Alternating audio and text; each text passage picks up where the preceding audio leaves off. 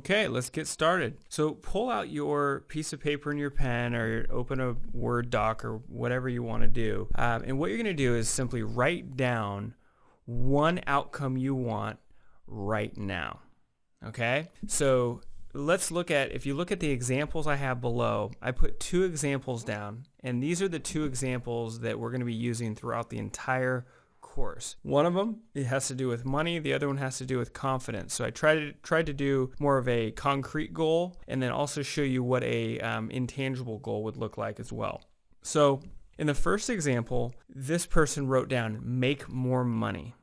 Okay, so you can just write down little sentence fragments. It could be more confident. It could be make more money. It could be get smarter. I mean, it doesn't matter. You just write down the first thing that comes to mind. So if you need to pause the recording, write down something, the first thing that comes to mind that you want right now.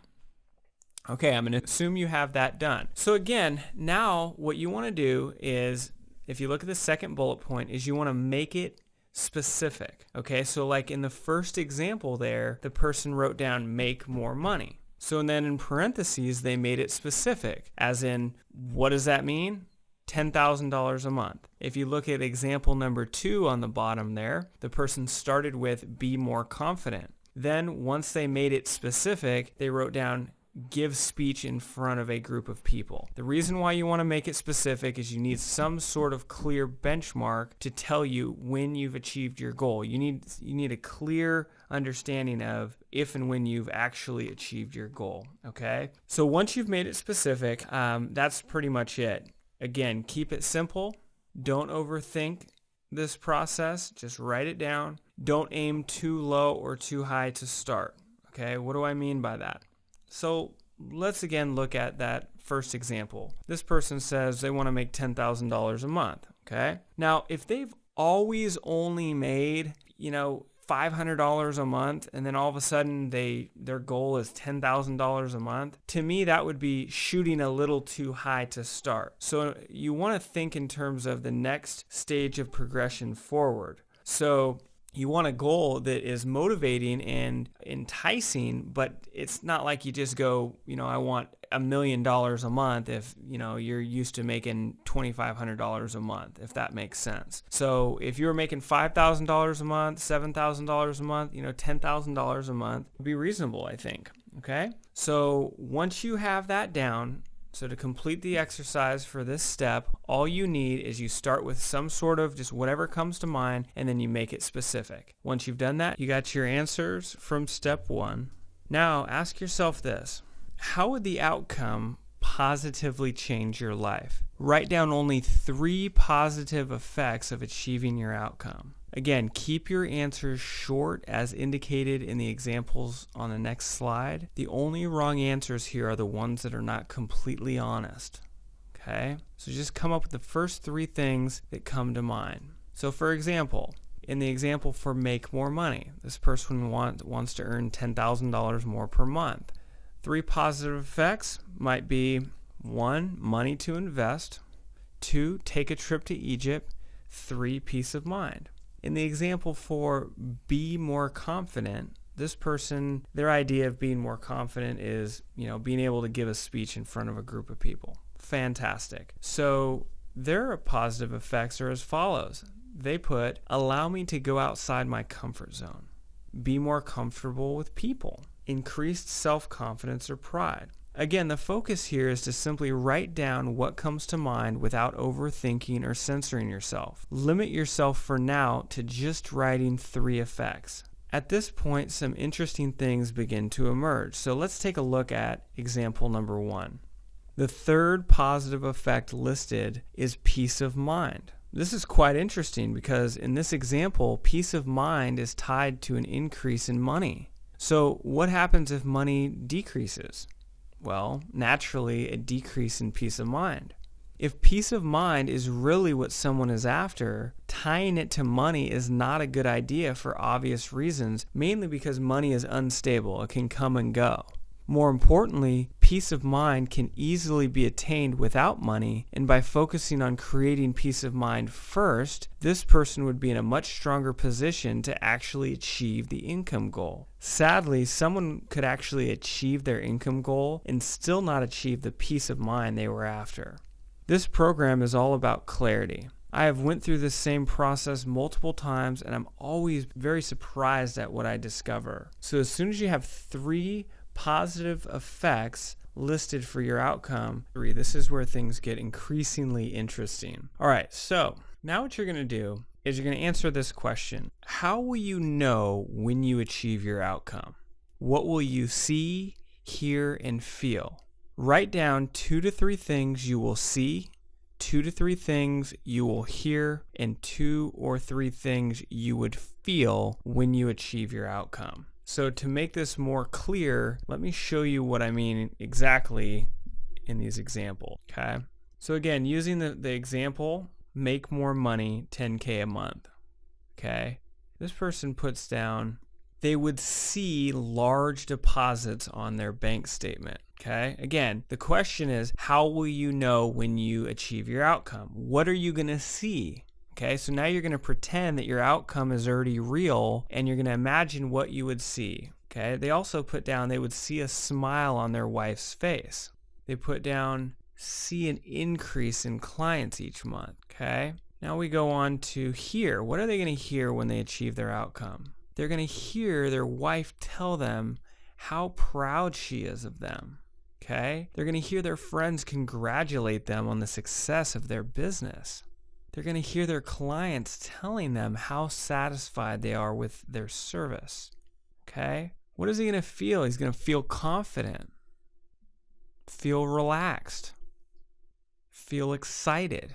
So again, that's how you go through this process, is you want to go ahead and write down the first things that come to mind in relation to your goal. Think long and hard about it. Okay? Go ahead and pause the video and then come back when you're done. I'm going to assume that you've either done the exercise or you're in the process of it. Let me go through some more examples. Okay. The other example that we've been going through here is the person put down, be more confident, give a speech in front of a group of people. So what is he going to see? He says he's going to see opportunities in the world.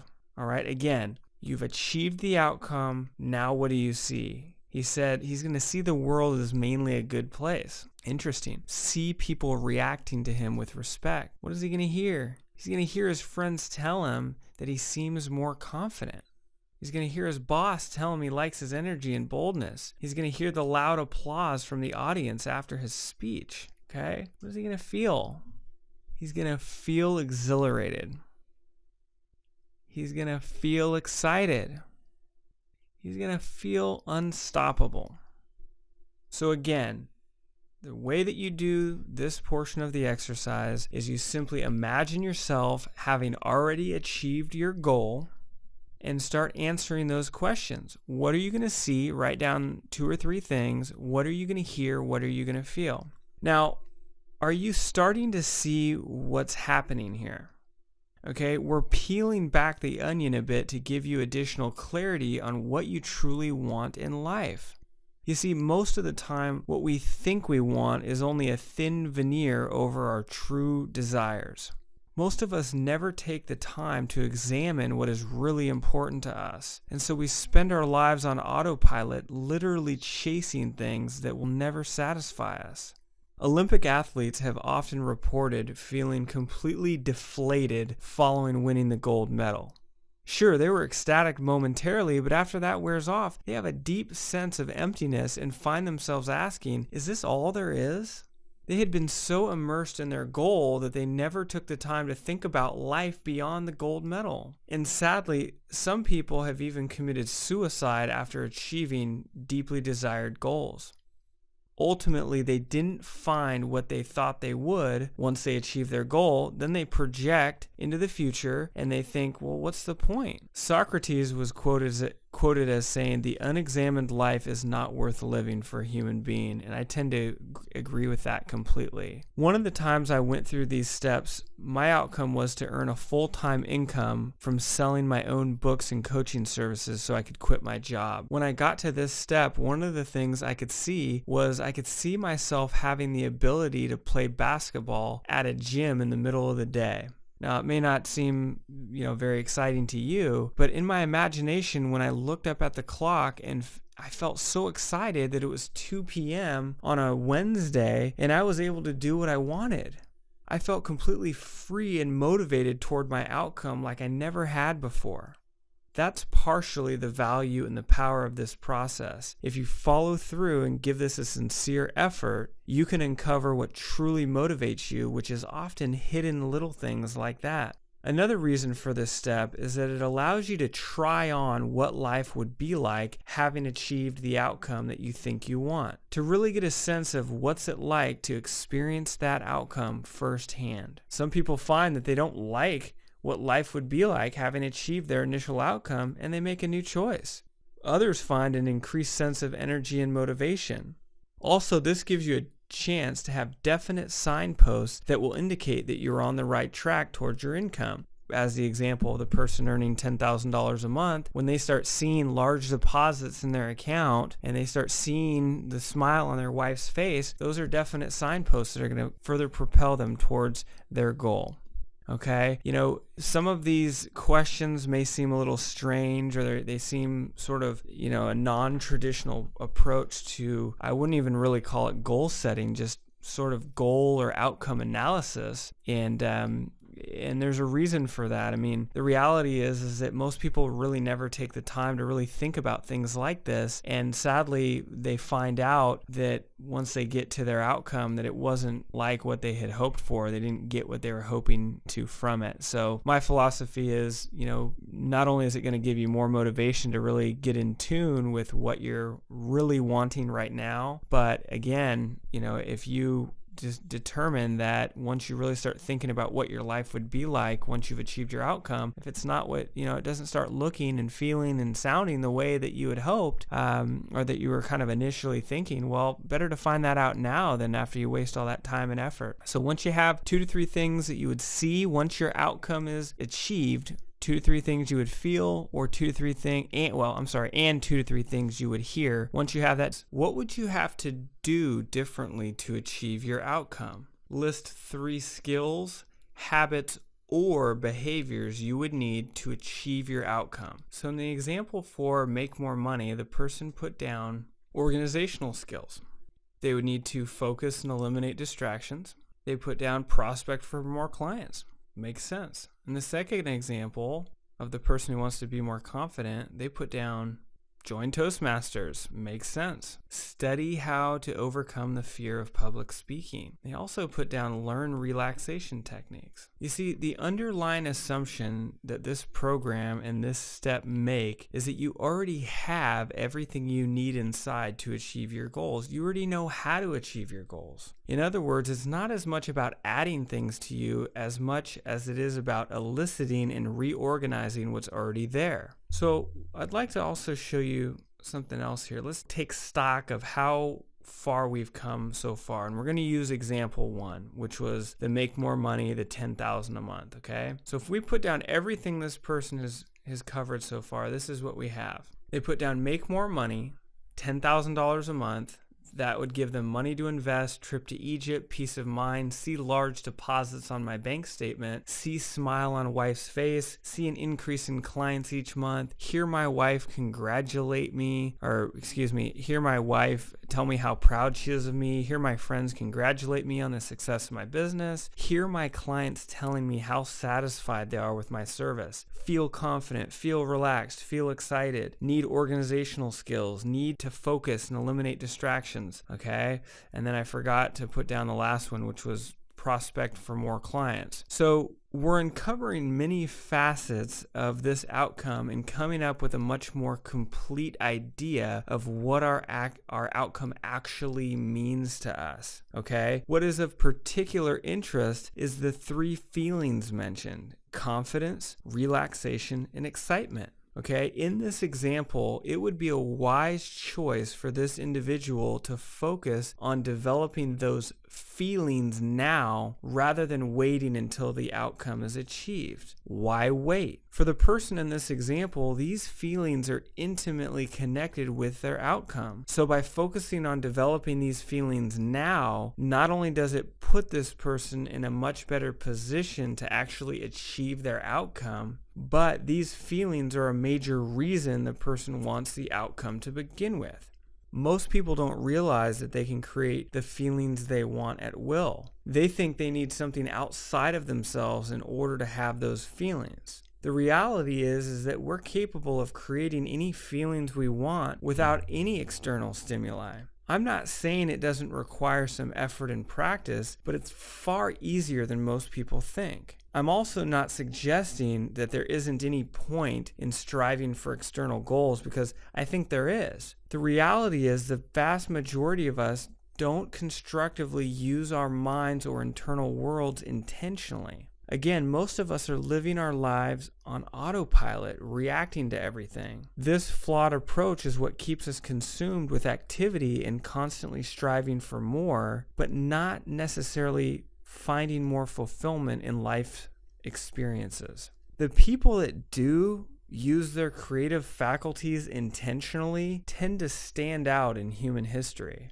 I mean, you'll be hard-pressed to find a single major figure or professional athlete who doesn't have a highly developed internal world and have a strong control of their internal representations, their thoughts, feelings, and emotions. The point is that we can achieve our external goals better and enjoy the process more if we identify the underlying feelings and motivations behind those goals. If we then focus on generating those feelings now, we will be more satisfied and better equipped to actually get what we are truly after and be in a far better position to achieve the external goals that we're after as well. Now, I know that's kind of a lot to add on to this step, so I don't want you to get too bogged down for now, just to kind of give you a bigger picture of what's possible. Again, please check out my website, modernmindtech.com, for more information and other free tools and resources that can help you to further build out, the resources internally and externally that you need in order to achieve your goals. Step 5. So the next question is, how would you have to be different to achieve your outcome? List 3 character traits that would help you to achieve your outcome. So the make more money example, this person puts down, they need to be more bold. They need to be more creative. They need to be more service oriented. Okay, let's look at the other example, the be more confident example. They said they need to have more willingness. They need to be more adventurous, and they need to be more brave. So go ahead right now, or at the end of this video, go ahead and write down 3 character traits that would help you to achieve your outcome. Now, the purpose of this step is to continue to identify resources that will help you achieve your outcome. It also provides additional clarity. So as we saw in example 1, the person put down bold, creative, and service-oriented. So this person is beginning to see that if they want to achieve their outcome, there are some shifts that need to take place. This step also helps to begin to evaluate if we want our outcome enough to be willing to make the shifts necessary to bring about its realization. So, my philosophy is pretty cut and dry. Either do it or don't do it. I'd much rather either become clear about my desire and willingness for an outcome and begin moving in the direction of its achievement, or decide I don't really want it enough to make those shifts and focus on something else. The worst place that you can be is on the fence. You've been around people like this before, talking about what they want, but taking no real action towards its achievement. Perhaps those people really don't want it in the first place, or they don't have the clarity to see what would motivate them to take action right now. And to be honest with you, if you are that person right now, please, for your own sake, stop it and make a new decision. Let's go on to step 6. Final stretch here. So the next question is, what is stopping you from achieving your outcome now? List 3 to 5 things you think you lack and/or anxieties/fears related to your outcome. So let's look at the examples. This person puts down, don't know how to earn that much money. Doesn't seem realistic. Maybe my business won't grow. Okay, now let's look at the be more confident example. They put down, they're afraid of making a mistake. They're afraid of what people will think of them. They're really not sure how to be more confident. Now, this step provides tons of valuable information. First, we're able to begin to clearly see some key limiting beliefs that are holding us back. Our beliefs about ourselves and the rest of the world largely determine the limits of the results we get. Let me repeat that because it's very important. Our beliefs about ourselves and the rest of the world largely determine the limits of the results we get. So let's look at example number 2 for a moment, okay? So in example number 2, 2 key fears were identified: the fear of making a mistake and the fear of what people will think. In a matter of moments, this person has gained more insight into themselves than many people ever attain regarding their personal mental blocks. Both of these fears, while common, are both ludicrous when looked at carefully. Come on, who doesn't make mistakes? What control do you really have over what other people will think about you? And as a side note, obviously, this masks a deeper self-esteem issue as well. But the primary problem with overcoming challenges is lack of awareness. So many so-called issues simply dissolve when they're recognized and put into proper perspective. While we all intuitively know this to be true, until we take the time to examine the situation, actually put these types of fears and concerns and anxieties on paper, these types of fears are left smoldering beneath the surface. So in this example, the person could easily begin to realize that these fears are really not grounded in rational thought. One giant stride in the correct direction would then be to convert these fears into their polar opposites. So, for example, instead of being afraid of making a mistake, the person could make a new decision and begin to focus on being confident of their success. It all starts with a new decision. Well, let me slow down here because you may be thinking that this all sounds easier said than done, and I assure you it's not. I've helped plenty of other people and personally traded in plenty of fears quite easily and effectively with methods just like I'm about to describe. Instead of trying to overcome these fears, it's far more effective to focus on the positive opposite rather than trying to overcome and thereby reinforce what you do not want. Okay, so it's important to completely understand that these fears are not facts. They're just opinions, and ultimately, they're choices. So choose again. Rather than try and overcome, replace your fears with their opposites and then begin to ask yourself for reasons why the new opinion is true. You'll soon get plenty of evidence to support your new viewpoint if you do this thoroughly and sincerely. Okay? So to recap, in example 2, we said afraid of making a mistake. So first, we weaken that idea by putting it into perspective, i.e. recognizing that everybody makes mistakes and that mistakes to some extent are inevitable. Next, we ask ourselves what the opposite of that idea is. So the opposite would be something like having trust that you will deliver a good speech. As a side note, you could also ask yourself, what would give you that trust? That obviously can lead us to answers like, well, know the speech well, practice the speech, and again, learn relaxation techniques. At this point, we have clearly identified some obstacles that would need to be removed or changed in order for us to achieve our outcome. We then have the information necessary to evaluate whether we want our outcome strong enough to move forward. It's also important to point out that you would not necessarily need to work on each belief you uncover. In example 2, if you address the underlying trust and self-esteem issue, that would cover everything else since all of the reasons listed are symptomatic of the one central underlying perceived obstacle. Okay? I know that's a lot to kind of digest. Feel free to contact me with questions or post them. Please join me for the final step.